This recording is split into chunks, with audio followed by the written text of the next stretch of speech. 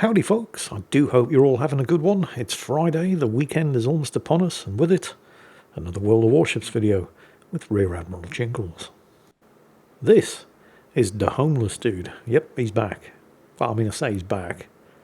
I know we featured him before because I remember the name, but I can't remember what it was. But anyway, he's back, and he's in the Tier 8 Pan-Asian light cruiser, the Harbin. This ship is completely made up. I guess they got sick and tired of giving the Pan-Asian light cruisers nothing but an endless succession of Atlantas. The Tier 7's an Atlanta, the Tier 9 is a development of the Atlanta, the Tier 10 is a further development of the Atlanta. So, well, here at Tier 8, this is a Russian design, so at least it's not an Atlanta. Well, it kind of is. This is basically a Russian Atlanta. Instead of massed batteries of 127mm guns, it's got massed batteries of Russian 130mm destroyer guns. It's a Russian Atlanta. Before things start getting hot, can I just direct your attention towards battle chat? Straight away you can tell this is a North American server replay. One of the homeless dude's teammates started it off by saying, "Sub-players are simply beneath me." Dad jokes at their finest, but then everybody gets in on the deal. Friendly Paranga replies with, "That's low." Get it? And then somebody on the enemy team says, "You just got to get good, friend." To which we get the reply, "I'm not your friend, pal." To which we get the reply, "I'm not your pal, buddy." To which we get the reply, "I'm not your buddy, guy." And so on, and so on, and so on. Yeah, definitely a North American server replay. Anyway, the Harbin. Effectively, it's a Russian Atlanta. Although, the curious thing about the Pan-Asian Atlantas, because let's face it, once you get to Tier 7 and up, they're basically all Atlantas, is that they took away the radar. Yep. Wargaming gave us an entire cruiser line that's based around what is arguably the definitive US Navy radar cruiser, and they took the radar away. What they left are fast, stealthy, maneuverable light cruisers with lots and lots and lots of 5-inch or the equivalent guns. And when I say light cruisers, I'm not messing around.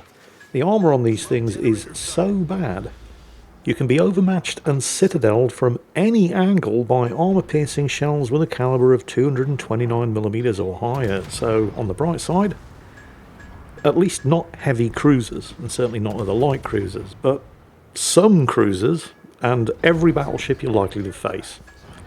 However, it does at least have a smokescreen and excellent base stealth by cruiser standards. However, while it has a smokescreen, it doesn't have hydro, and it absolutely, as we've already mentioned, does not have radar. So lurking around inside a smokescreen of one of these things, if you think there's any kind of torpedo threat, can be very, very hazardous to your health. Speaking of torpedoes, however, what they did give these things... Yep. Here they come. That was close. But yes, what they did give these things are deep water torpedoes. Now, you can't hit destroyers with these things. Destroyers' draft is too shallow. These torpedoes just run underneath them. But they are very, very stealthy torpedoes. Unless you've got hydro running, you pretty much don't know they're there until they hit you. He's already scored one torpedo hit there, and a flood. Not quite sure who... Oh, there we go. It was the Numancia. Oh, yeah, the deep water torpedoes can definitely hit cruisers. So, that's actually the first blood award. Good job. Kill number 1. Yes, the deep water torpedoes are very, very stealthy, and they hit pretty damn hard. The guns on this thing, however, are a bit of a mixed bag. It's got a lot of them, with a pretty short reload.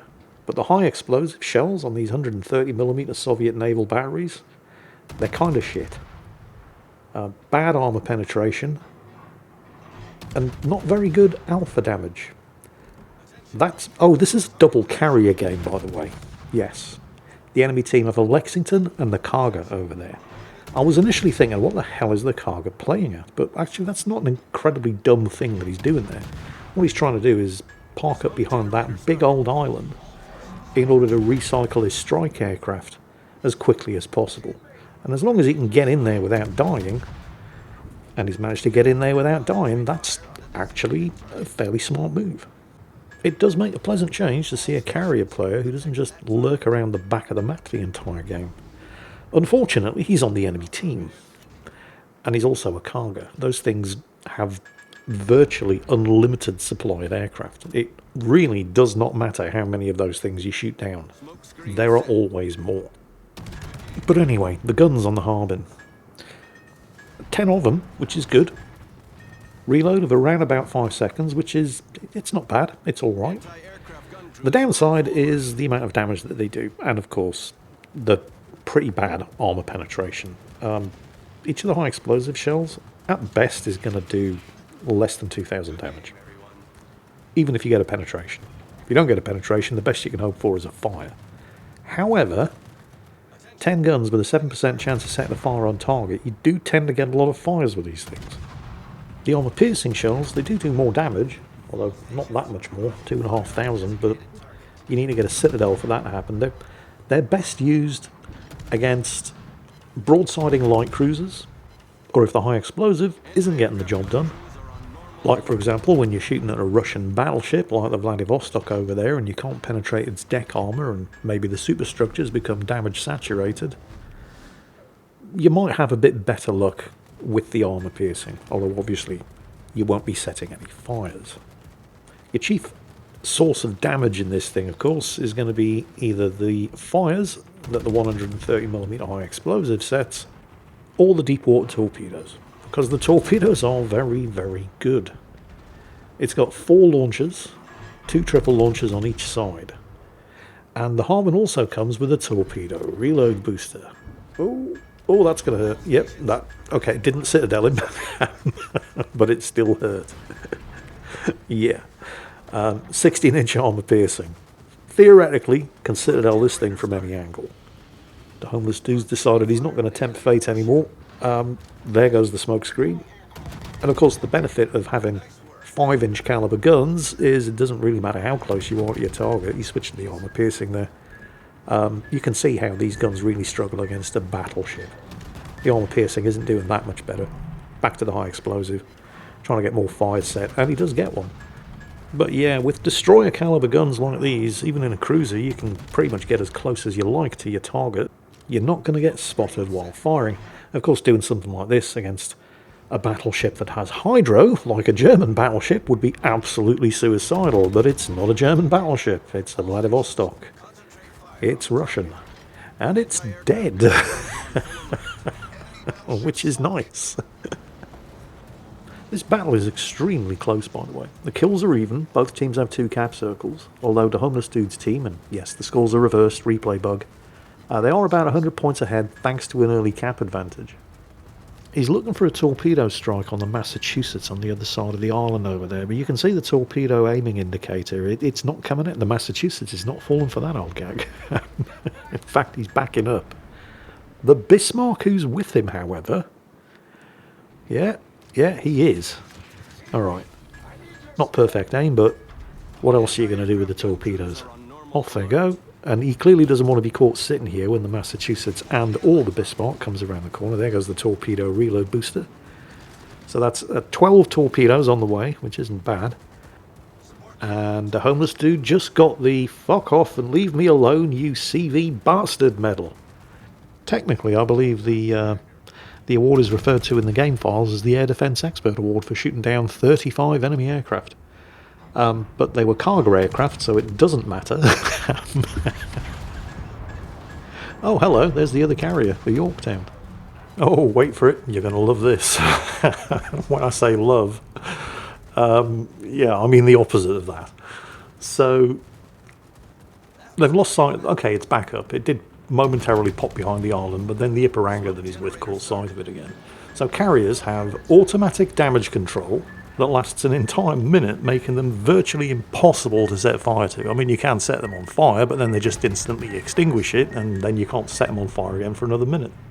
They have automatic anti-submarine warfare, so the carrier player doesn't even need to be at the keyboard, and he can still kill any submarine that's dumb enough to try to attack him. But if all of that wasn't enough, wait for it, there it is. They've given them smoke screens. It's like Wargaming have just abandoned all pretense whatsoever of even pretending that carriers aren't their favourite class. It's like they've finally realised, fuck it, nobody believes us anyway, just give them smoke screens now as well. Don't worry, I'm fake laughing. The tears are real though. You know, I play a lot of operations in World of Warships, and there's this one, it's called the Ultimate Frontier, and at a certain point during the battle, the enemy carrier is going to get spotted. It's usually in midway.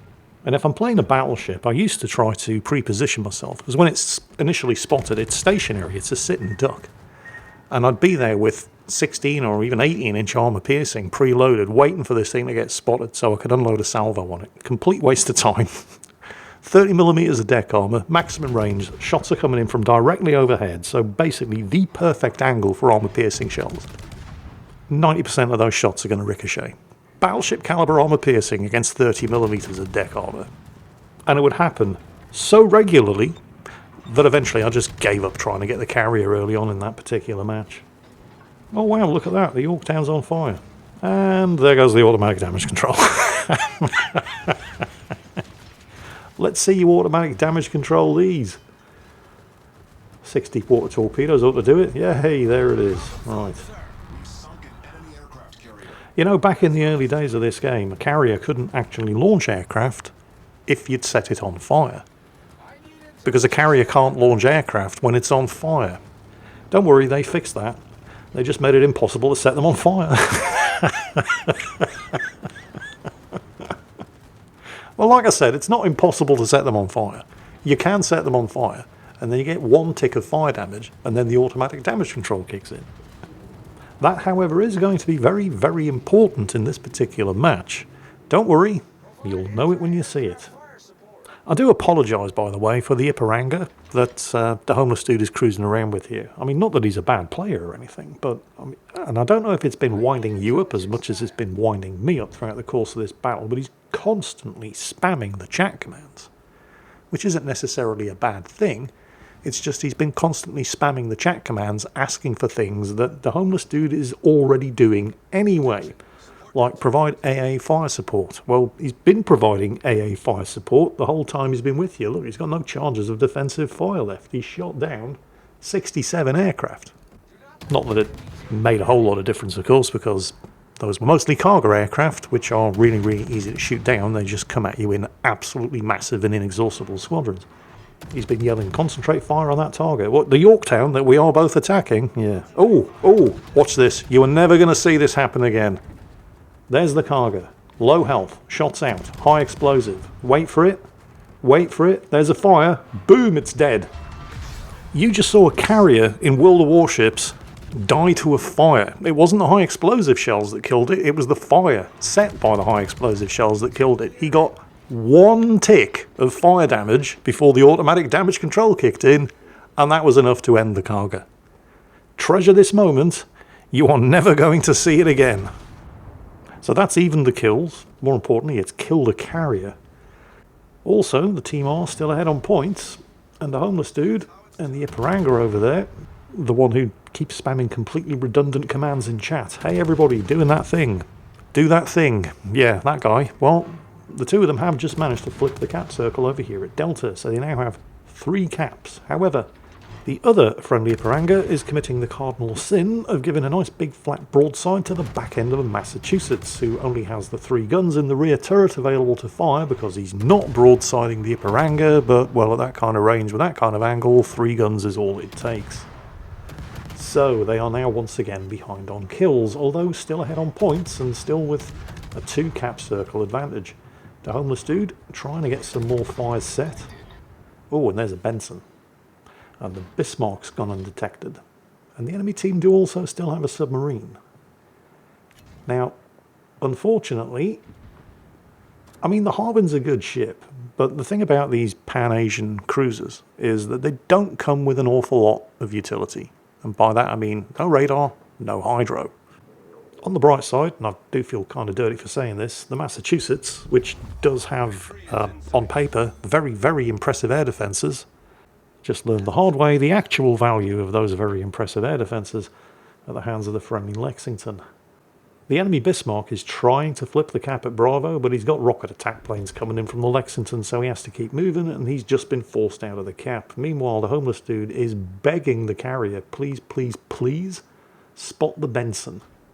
Because the Benson's going to do one or two things here. It's either going to spot and torpedo him, or the Ipiranga, or it's going to slip around behind them and flip the cap at Delta. And I do kind of feel a bit sympathetic towards the friendly Lexington here, because he can only do one thing at a time. I mean, carriers are powerful in this game, but there's a limit to what even a carrier can do. And at the moment, he was succeeding in chasing the Bismarck away from the cap circle. Oh, and there's the Kraken unleashed. So I mean, carriers definitely have the deck stacked in their favour in this game, and you don't have to be a particularly good carrier player in the first place in order to take advantage of that, but even a very good carrier player can only be in one place at a time doing one thing. But to his credit, the Yorktown player, after driving the Bismarck out of the cap at Bravo, is now responding to the homeless dude's request and sending his aircraft to the indicated location, and yep, there it is, there's the Benson. Good job, Yorktown. Benson's in the shit now. He's within secondary range of a Ipiranga and shooting range of a Harbin. Kill number 6.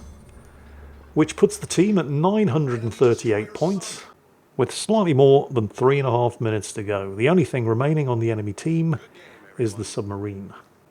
Oh, he's going for the Ipiranga. I mean, it's not going to be enough for him to win, even if he does sink him. He just doesn't have the time left, and the homeless dude's team are way too far ahead on points. And yet I was kind of rooting for the enemy submarine here for entirely selfish reasons. Oh, Benson torpedoes from behind. Because dead ships can't spam the chat commands. And it was the only thing that was ever going to shut that Ipiranga up. What can I say? I'm not a very nice person. But anyway, the other thing that shuts him up is the battle ending in a victory. So 6 kills, earning him the Kraken Unleashed, and 67 aircraft shot down, earning him the Leave Me Alone UCV Bastard Award for the homeless dude in the Tier 8 Pan-Asian cruiser, the Harbin. All of which, it may surprise you to learn, was actually a 3,000 base experience battle. Actually 3,241. You don't see those every day. And also congratulations to Gobshite in the Ipiranga with an, well, not as good, but certainly not bad, 2,300 base experience. I never said he was a bad player. Quite the opposite, obviously. But if anybody could stand to have their keyboard chat command privileges revoked for a few days, he's the guy. Anyway, the homeless dude in the Harbin. Hope you all enjoyed it. Hope you're all about to have a fantastic weekend.